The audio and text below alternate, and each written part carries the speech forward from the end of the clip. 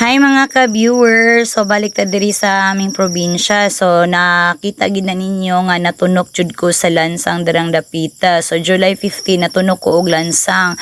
So nagpa-inject in town kog anti-tetanus dye kay nakuyawan ta kanihubag ni akong tiil og diring dapita is na okay na siya. So na problema na pud ko kay pag pa-inject na kog anti-tetanus ang syringe nga gigamit is naguba. So darang dapita is ang tambal ni anha gid sa akong kamot after one day nga na human kog inject nagkato lang ako ang kamot tapos nag-reddish na siya. So mo na siya ang porma sa ato ang kamot. So mo na siya sa katong tambal nga nidagayday diha sa ato ang kamot no. So wala jud ko ga-expect nga ang katong tambal is makadaot day siya sa ato ang skin. So mo na siya ang porma hasta ang akong paa inaapilan man gahapon ni siya og katong tulo sa tambal. So nag-reddish gid ang ato ang pamaa diring dapita no.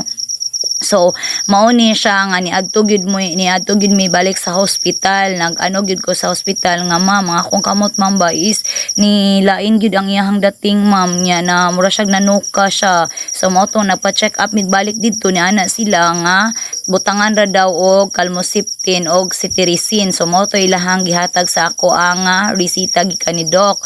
So mao ni siya ang porma sa ako ang kamot og sa akong paa. So darang dapita is nagbutang na ta og calmosiptin. So mura siya ni arang-arang nagamay niya pagkahuman ang diri nga side wala pagid gihapon. So murag mawala-wala lang ang katol. So mo ni after 2 weeks is nibalik na sad mi diri sa hospital kay ngano mas ni trigger man hinuon day siya gatuo kog naayo na siya pero wala pa day gihapon. So nibalik jud mi diri sa hospital kay nagpa-check up pud ko balik kay ang akong kamot is mas nilala gid noon siya. So mao din ay porma sa ato ang kamot no mo nang nibalik kita dito sa hospital no kay gatuo kog maayo na siya pero mas nilala pag gid ay hinuon siya. So nakita gid na ninyo na nga nihubag ng akong kamot.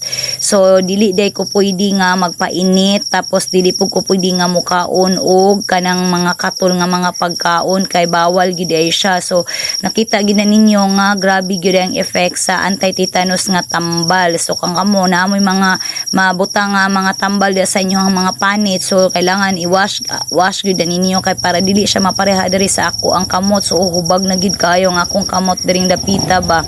So mao na siya mo nang gibalik dito sa hospital. So mao ni ang akong gipakita nila dito nga unsay ikahatag nila sa ako ang tambal tapos diri pod sa akong paa gato kung maayo na. So wala day siya naayo at mas nilala pa siya. So diring dapita nakita gid na ninyo darang dapita nga mas nilala ni katay gud siya. So mo na nakuyawan gud mi. So mo to ni balik jud mi dito sa hospital unya pag human nagpa-check up mi sa ila ni anak ko nga ma'am na unsa naman ni ma'am mas nilala pa man hinuon. So ang katong doktor ang nurse is nagtabang jud sila sa ako as naghatag sila sa ako og tambal kay Cargo Manila nga naingunan nga akong kamot. So mao ni ari gyud ko diri sa hospital unya diri sa hospital napud ko'y kauban sa church nga akong gibisita kay nadinggi gyud siya. So diring dapita is pag-awas na tano kay magpaluap ta dito sa ato ang tambal nga gihatag diri sa hospital.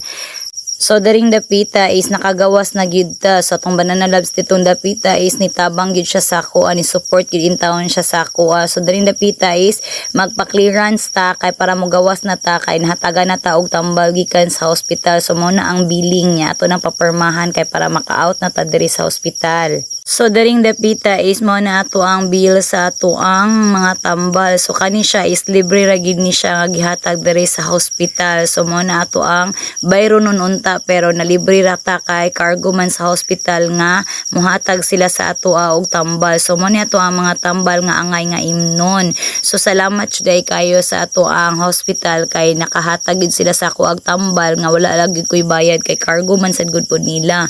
So mo na siya no daghan kay tag imnon diri nga tambal day kay para maayo lang gini ato ang kamot diring dapita.